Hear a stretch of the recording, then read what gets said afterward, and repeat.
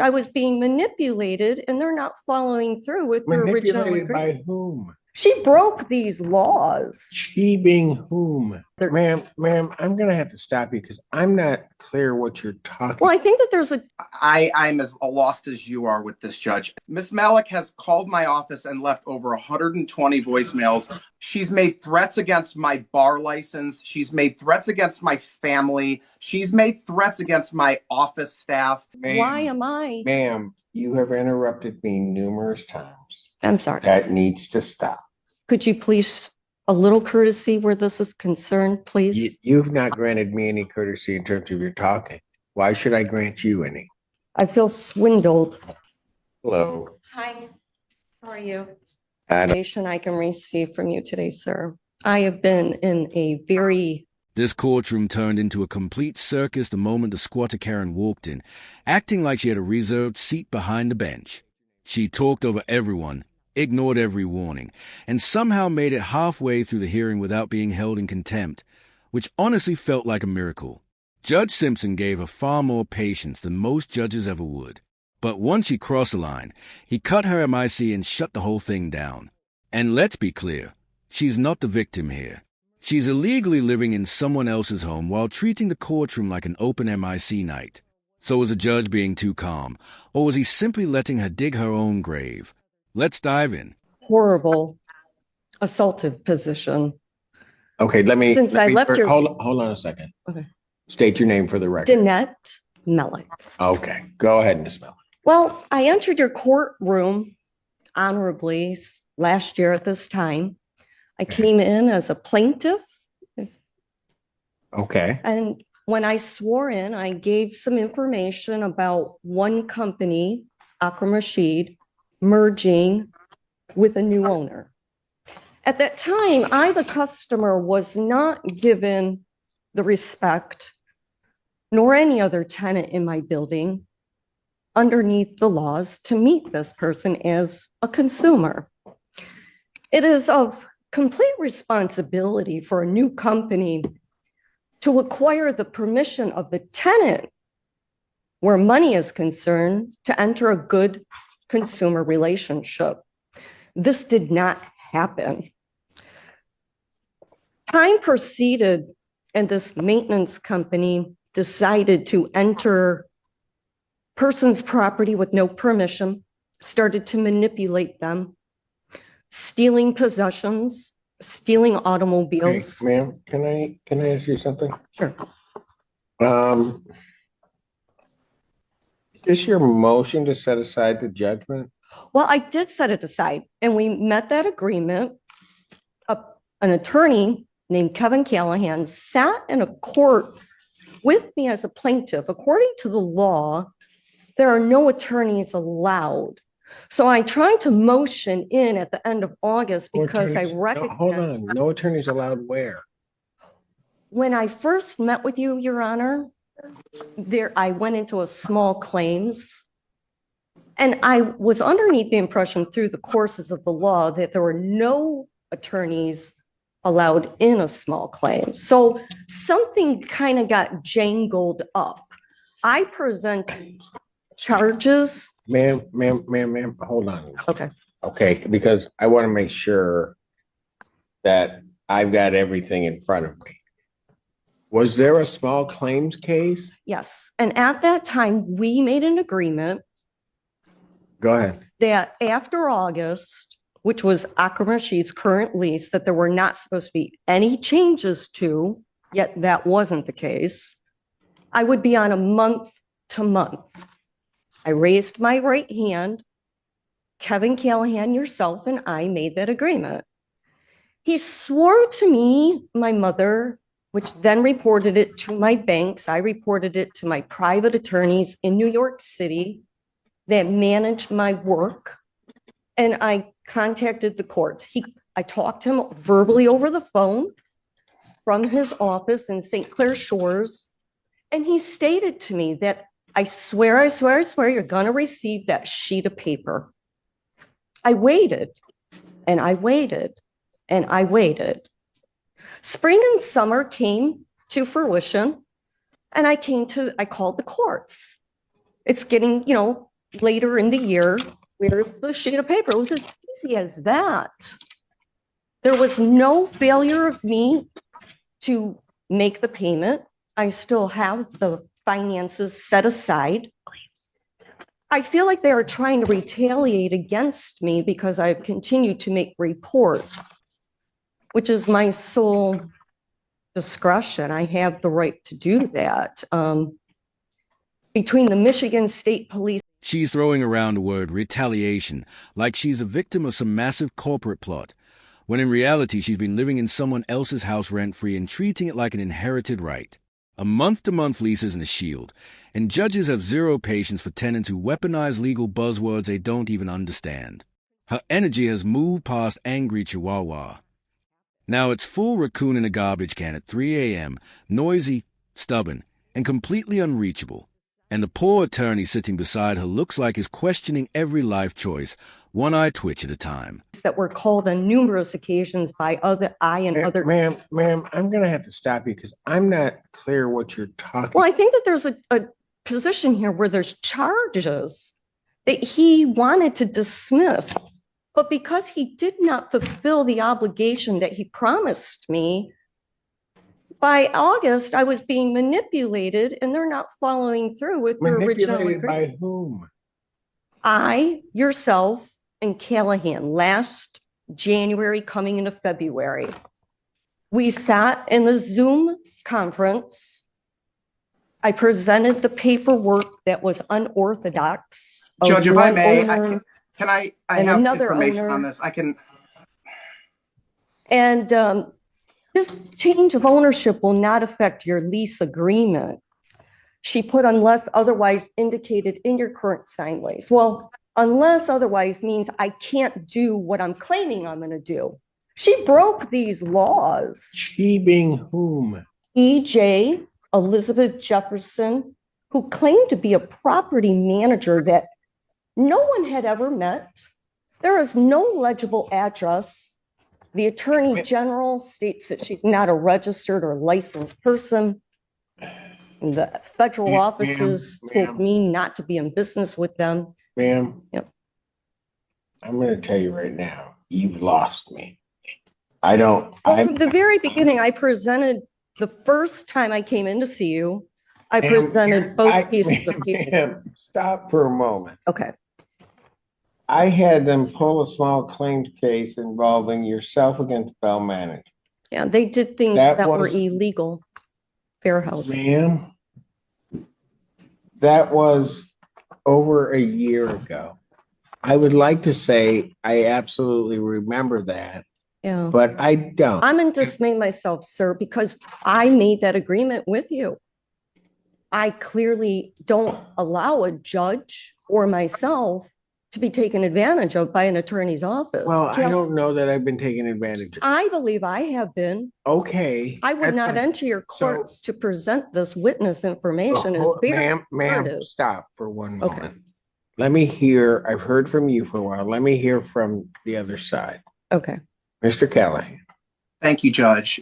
Kevin Callahan, P78273, representing Bell Asset Management. The matter that Ms. Malik is speaking of was a previous matter, a small claims matter that was filed against my client in conjunction with a non-payment of rent matter that we filed against Ms. Malik. Those matters have been decided. Those matters are closed. It has no bearing on this matter whatsoever. This current case, Ms. Malik even admitted she's on a month-to-month tenancy. We provided a 30-day notice to Ms. Malik. She never showed up to court, so a default judgment was entered back in October against Ms. Malik. We subsequently filed a writ of eviction. That writ was signed by Your Honor, and now we get this motion to set aside that default 2 months after the default was entered, alleging that no attorney present and it was against her rights. And I'm as lost as you are with this, Judge. There's no basis to set this judgment aside. Ms. Malik is a month-to-month tenant. She has to vacate the property. However, I will say for the record, because I'm not going to let my reputation possibly be besmirched on the record here of doing anything illegal or improper, Ms. Malik has called my office and left over 120 voicemails accusing me of crimes under the federal law that don't exist, made threats against The me, my FBI told me. family. Ms. Malik, I allowed you to speak. Please allow me to speak. She's made threats against my bar license. She's made threats against my family. She's made threats against my office staff. It has been deplorable what my staff has gone through with Miss Malik over a situation that is a simple month-to-month termination, and Miss Malik refuses to leave the property, Judge. We're just asking for that judgment to stand and the writ to stand so that my client can move forward. Leave the property. I never made any threats to anybody's family. So let me get this straight. She's an innocent tenant, yet somehow she's also the one threatening attorneys and harassing staff. That's not a misunderstood renter. That's a walking lawsuit with Wi-Fi.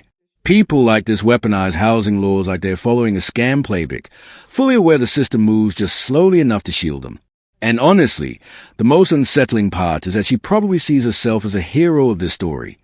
I never made any threats to anybody. I did call the office.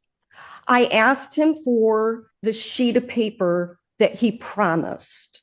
He said he would give me a month to month after August. I said, what is going on?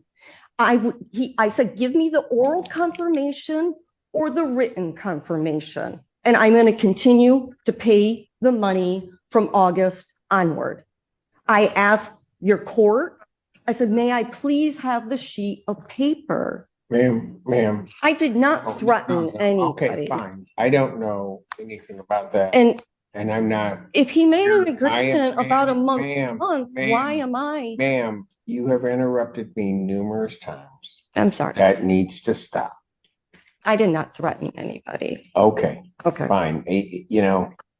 Always Just two sides to deplorably a story. rude. But the reality here is you're before the court challenging, you're asking me to set aside a judgment to stay the writ. She then told me, she flip-flopped with me 3 times. She put another sheet of paper underneath my door, asking me, E.J. Jefferson. She Ma'am, asked has me if I nothing- abandoned my unit. Ma'am. Then she tried to take the money out Ma'am, 3 okay, times ma'am, in I'm September you know and what I'm gonna do, October. ma'am, here's what I'm gonna do. But there was no order. Ma'am, I'm She- gonna pass She the matter. asked me to move Quit out. interrupting me. Yeah, she's still Quit trying to take the money. interrupting me. That's warning 2. On the 3rd one, I act.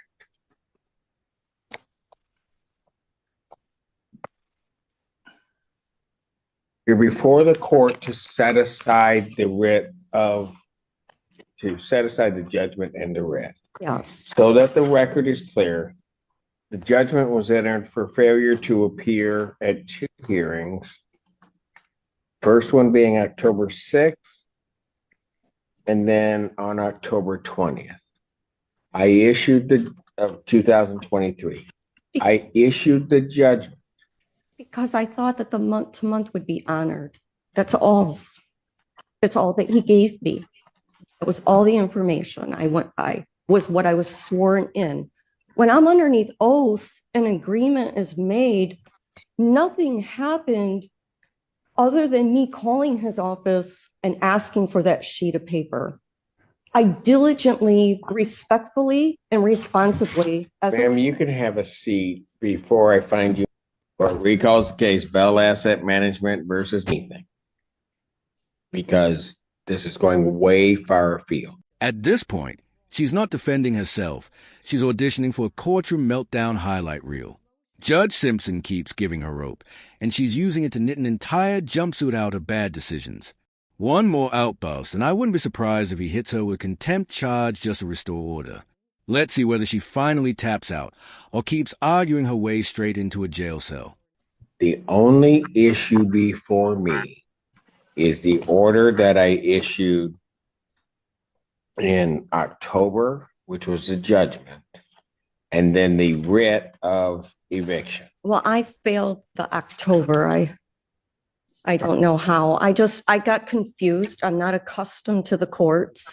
Ma'am, But if at any given time, here's what the problem for you, Miss Mann, and I'm just going to be blunt about it. That judgment went out from the court shortly after my signing. All right. Sir, may I ask something of you? Once an agreement is made in court, isn't that you respectfully gave me the month to month. He told me if I dropped the charges on his group, his client would agree to give me a month to month. I mean, Then you're going to have to file a new claim that alleges that. That's not before me. That's why I motioned in August. No, but that is not before me today. This is how I will state it. No, No, wait. you won't.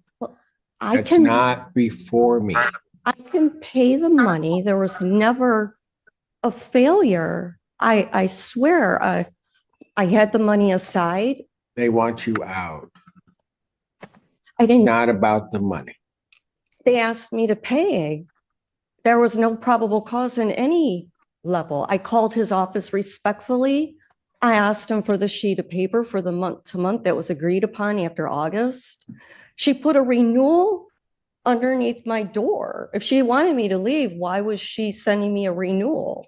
She tried to take the money out in September and October. That would mean I'm still on a month to month.